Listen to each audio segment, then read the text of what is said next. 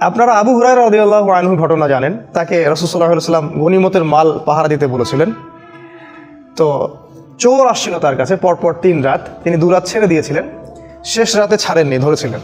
তো সেই চোর তাকে বলেছিল যে আমাকে যদি তুমি ছেড়ে দাও আজকের মতো, তাহলে আমি তোমাকে এমন একটা আমল শিখিয়ে দিব যেটা তোমাকে সারা রাত শয়তান এবং জিন এবং যাবতীয় অকল্যাণ থেকে হেফাজত করবে।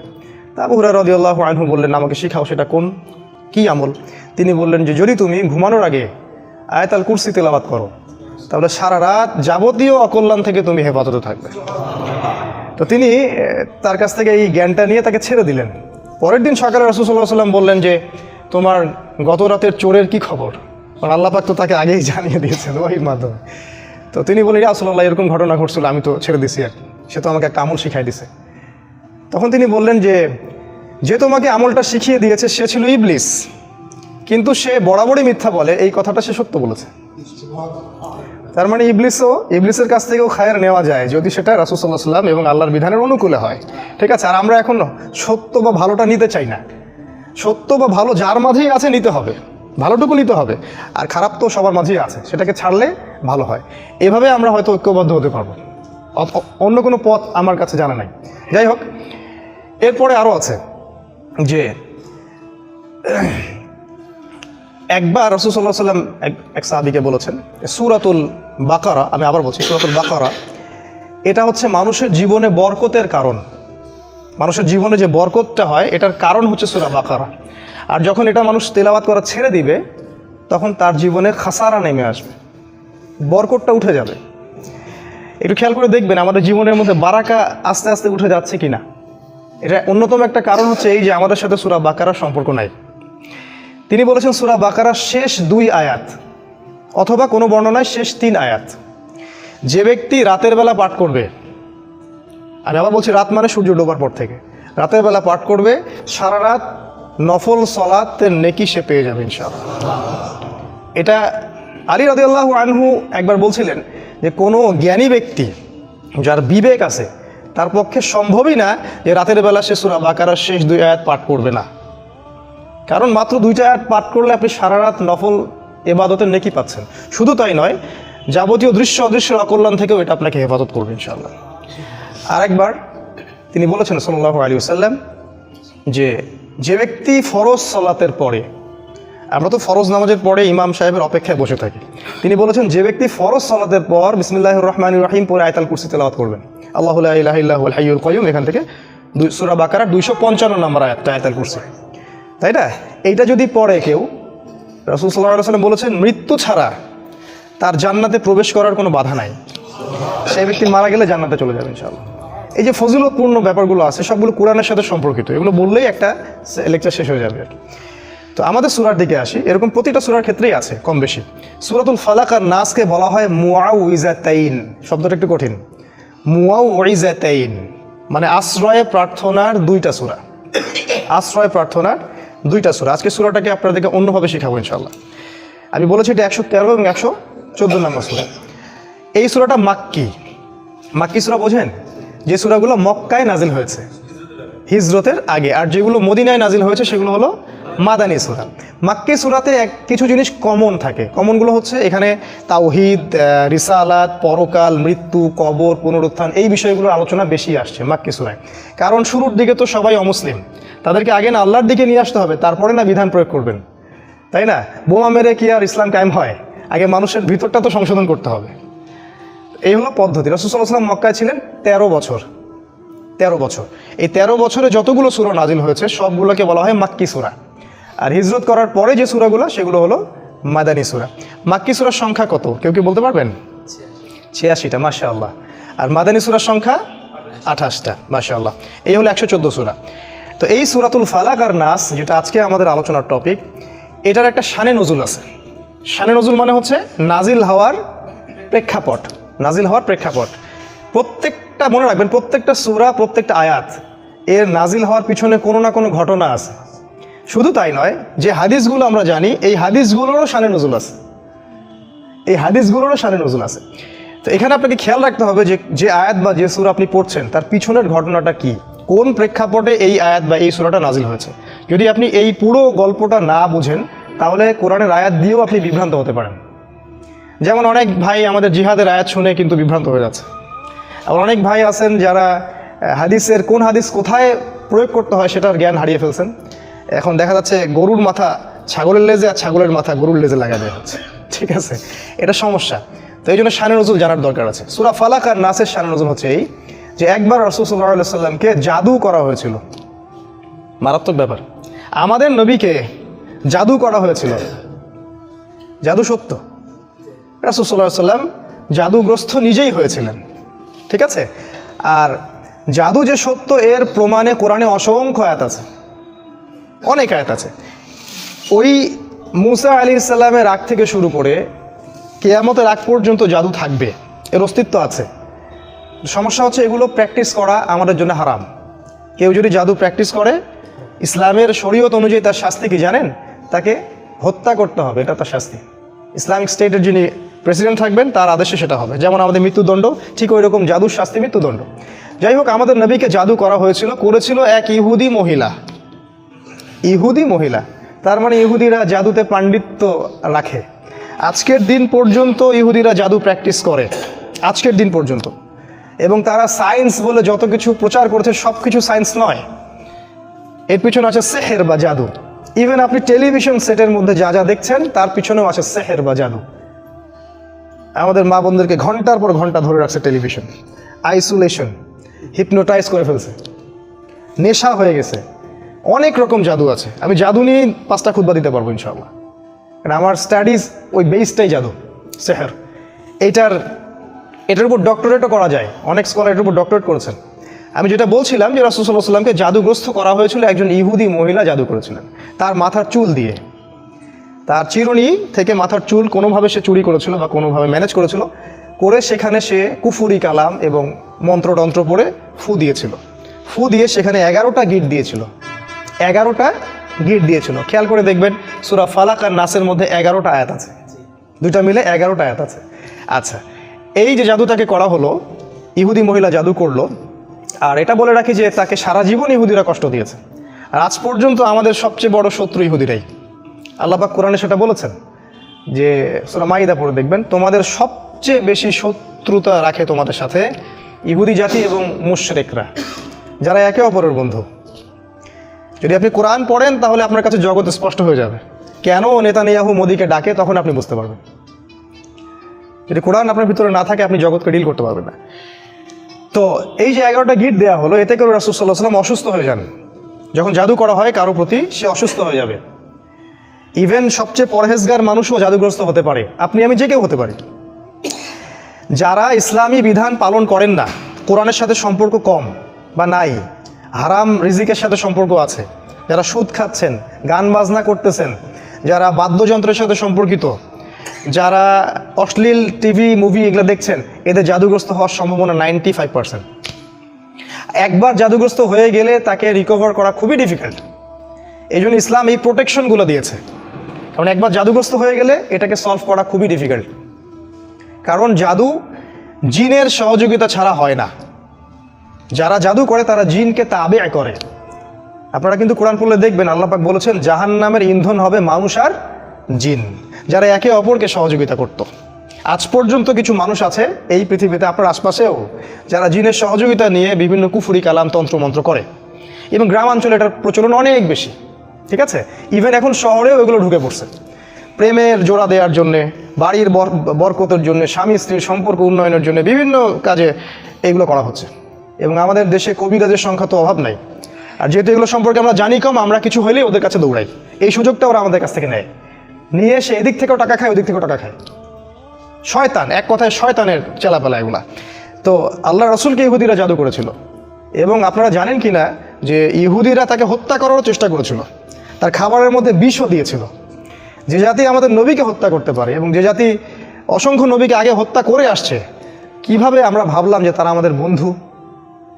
অথচ আল্লাহ কোরআনে বলছেন তারা কখনো তোমাদের কল্যাণ চায় না, তারা ভিতরে যেটা গোপন করে সেটা আরও বেশি ভয়ঙ্কর, ঠিক আছে?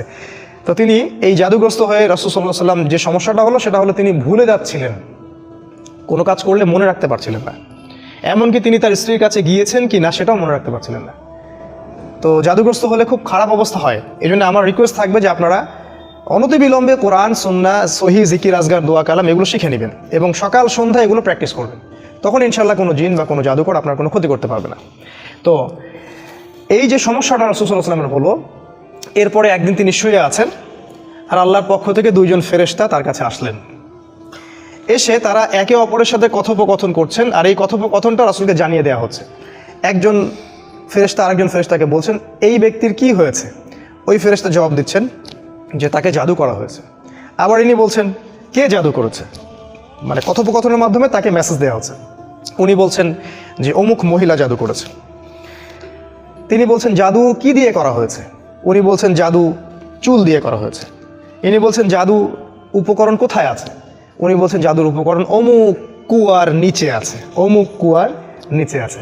এবার তিনি মেসেজ পাইলেন যে জাদুর উপকরণ আসলে কোথায় আছে। এই মেসেজ তো আর আমরা পাবো না কেউ জাদুগ্রস্ত হয়ে গেলে, তখন জিনকে সামনে হাজির করায় কথা বলতে হয়, তারপরে সে উপকরণ বলে দেয়। এই ট্রিটমেন্টটা খুবই ভয়ঙ্কর, আপনারা যদি দেখে থাকেন তাহলে দেখবেন ভয় পেয়ে যাবেন। যাই হোক, তো রাসূল সাল্লাল্লাহু আলাইহি ওয়াসাল্লামকে মেসেজ দেওয়া হলো যে জাদুর উপকরণ ওই কূপের নিচে আছে।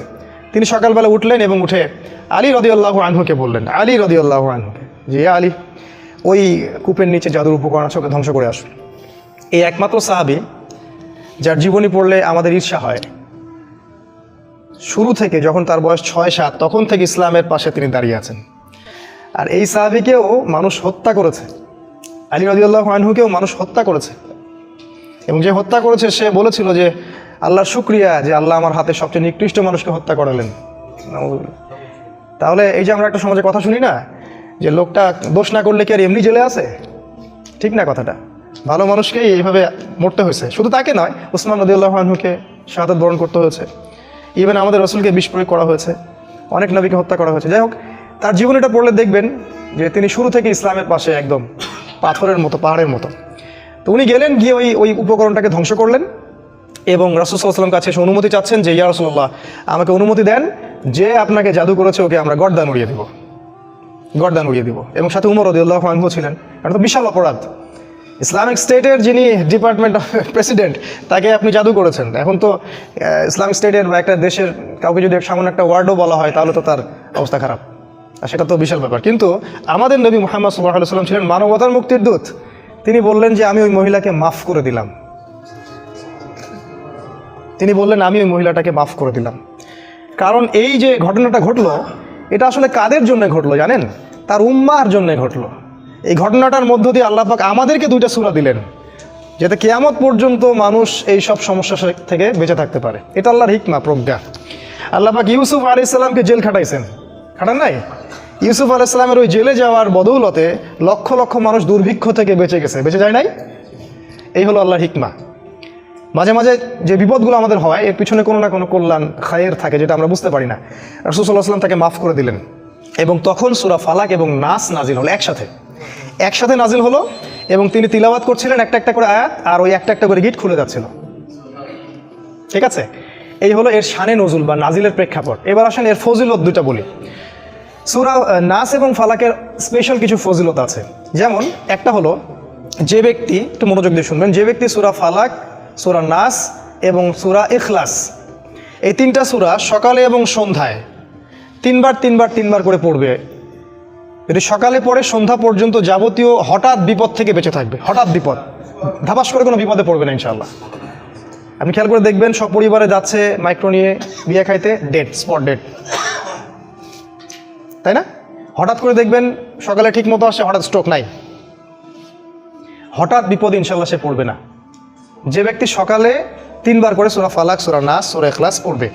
আর বিশ্বাস করেন এই কাজগুলো আমাদের চাচাদের বয়সী যারা আছেন ওনাদেরকে শিখাতে হয় না, আমাদেরকেই শিখাতে হয়, তাদেরকে শিখাতে হয় না, তারা এগুলো আগেই থেকে জানে। আবার যে ব্যক্তি সন্ধ্যাবেলা সূরা ফালাক, সূরা নাস এবং ইখলাস 3বার করে পড়বে, সারা রাত যাবতীয় ক্ষতি থেকে সে বেঁচে থাকবে ইনশাআল্লাহ। এই হলো একটা বড় ফজিলত। তাহলে আমরা ইনশাআল্লাহ আজকে থেকে বরং এখন থেকেই 3বার করে সূরা ফালাক, নাস, ইখলাস প্রতিদিন পড়ার অভ্যাস করবো ইনশাআল্লাহ। এটা একটা আমল। দ্বিতীয় একটা ফজিলত হচ্ছে ঘুমানোর পূর্বে যখন বিছানায় যাবেন, অনেকগুলো সুন্নাহ আছে, বিছানা ঝেড়ে নিতে হবে, লাইটস অফ করা, প্রয়োজনে পারলে ওযু করবেন, আয়াতুল কুরসি পড়বেন, তাসবিহ তাহলিল করবেন, পারলে সূরা মুলক পড়বেন। যদি কিছুই করতে না পারেন কমপক্ষে সূরা ফালাক, সূরা নাস আর সূরা ইখলাস 3 বার করে পড়বেন। সিস্টেমটা আমি দেখাই দিচ্ছি, যে প্রথমে হাত সামনে নিয়ে বিসমিল্লাহির রহমানির রহিম পড়ে সূরাতুল ইখলাস, আবার বিসমিল্লাহ বলে সূরাতুল ফালাক, আবার বিসমিল্লাহ বলে সূরাতুন নাস, একবার করে পড়লেন, পড়ে এভাবে ফু দিবেন, দিয়ে মাথা থেকে নিয়ে যতদূর পর্যন্ত পারেন এভাবে মাসাহ করবেন একবার, তারপরে আবার একবার, তারপরে আবার একবার, মোট 3 বার। 3 বার কেন, এটা আমি এখন এসে বুঝতে পারছি কেন 3 বার, স্টুডেন্ট লাইফে বুঝতে পারি নাই। আসলে কোরআন এবং সুন্নাহর এত জ্ঞানের সমুদ্র, যেখানে আমরা হাবুডুবু খাচ্ছি, আসলে কোনো কুলকিনরাও খুঁজে পাচ্ছি না যে আসলে কি সলিউশন দিব। তাই যতই জানি ততই মনে হয় যে আমি কিছুই জানি না। একটা হাদিস সেদিন আমরা জানলাম, সেটা হলো যখন মানুষ ঘুমায় তখন শয়তান চলে আসে কাছে, মানে সবার সাথে একটা করে শয়তান আছে, ওই শয়তান চলে আসে, ওর নাম হচ্ছে কারিন, ওর নাম হচ্ছে কারিন, যেটা কোরআনে আছে। সে এসে এই যে আমাদের গর্দান আছে, এই গর্দানের মধ্যে 3টা গিট দেয়, 3টা গিট দেয়, এবং প্রতিটা গিটের সাথে সে বলে তোমার সামনে দীর্ঘ রাত, তুমি ঘুমাও, তোমার সামনে দীর্ঘ রাত, তুমি ঘুমাও, তোমার সামনে দীর্ঘ রাত, তুমি ঘুমাও, আরামে ঘুমাও। রাসূল সাল্লাল্লাহু আলাইহি ওয়াসাল্লাম বলছেন, যখন বান্দা যদি ফজরের আজান শুনে উঠে যায় তাহলে একটা গিট খুলে যায়, যদি সে ওযু করে তাহলে আরও একটা গিট খুলে যায়, আর যদি সে জামাতে এসে সালাত আদায় করে তাহলে 3টা গিটই খুলে যায়। আর যদি এটা কাজ, এই 3টা কাজ আমরা না করি, সকাল 8টা 9টা 10টায় উঠি, তাহলে 3টা গিট নিয়েই সকাল করবে সে। তাহলে চিন্তা করেন তার সারাদিনটা কেমন যাবে। আর হয়তো এই কারণেই রাসূল সাল্লাল্লাহু আলাইহি ওয়াসাল্লাম 3 বার করে মাসাহ করেছেন, যাতে করে শয়তানের প্রভাবটা কম হয়। এটা একটা রিজন, এটা একটা ফজিলত। আর আমি যেই কথাগুলো বলছি, এই যে ফু দিয়ে মাসাহ করা, আবার গিটের কথা, আমাদের মডার্ন সো কল্ড এই যে ওয়েস্টার্ন সিভিলাইজেশন এবং সায়েন্স এগুলোকে অস্বীকার করে, এবং এই কথাগুলো আমাদের স্কুল কলেজের প্রফেসররা শুনলে হাসবে। আপনারা ডিসাইড করবেন যে আপনারা কোরআনকে ফলো করবেন নাকি ওয়ান আইট পিপলদেরকে ফলো করবেন। তবে হ্যাঁ, এটাও বলি, যদি আজকে বা আগামীকাল আমরা দেখি যে ডিসকভারি চ্যানেল বা ন্যাশনাল জিওগ্রাফি তারা বলছে যে আমরা নতুন একটা তথ্য পাইছি, কি সেই তথ্য, মানুষ যখন ঘুমায় তখন এই হয়, এটা হয়, সেটা হয়, একজন সত্তা এসে গিট দেয়, হ্যাঁ, তারপরে আরেকটা কি জানি বললাম, এই যে যখন মানুষ ভালো কোনো কালাম পড়ে ফু দেয় তখন শরীর ভালো ফিল করে, একটা নাম দিয়ে দিল কঠিন একটা মেডিকেল সায়েন্সের কোনো নাম, তখন মানুষ ঠিকই বিশ্বাস করবে, অবশ্যই বিশ্বাস করবে। কিন্তু এখন এটা মানুষ অনেকেই বিশ্বাস করে না। এটাকে বলা হয় তাদের ইবাদত করা। মানে তারা যদি বলে যে অমুক গ্যালাক্সির দূরে একটা গ্রহের সন্ধান পাওয়া গেছে, যে গ্রহটা হীরা দিয়ে তৈরি, যেখানে সোনার গাছ আছে, হ্যাঁ, সেখানে অন্য গ্রহের কিছু প্রাণী আছে, সবাই এক বাক্যে বিশ্বাস করবে। আমি চ্যালেঞ্জ করলাম, এক বাক্যে বিশ্বাস করবে পরের দিন। কিন্তু আল্লাহ কোরআনে বলছেন যে অমুক জান্নাত রেডি রাখছে, যেটা হীরা দিয়ে তৈরি, সোনা দিয়ে তৈরি, এখানে এটা আছে, সেটা আছে। এরা বলবে এটা তো অলিক গাল গল্প বলতেছে, এটা তো ব্যাকডেটেড কোরআন, আনসিভিলাইজড পিপলদের কাজে।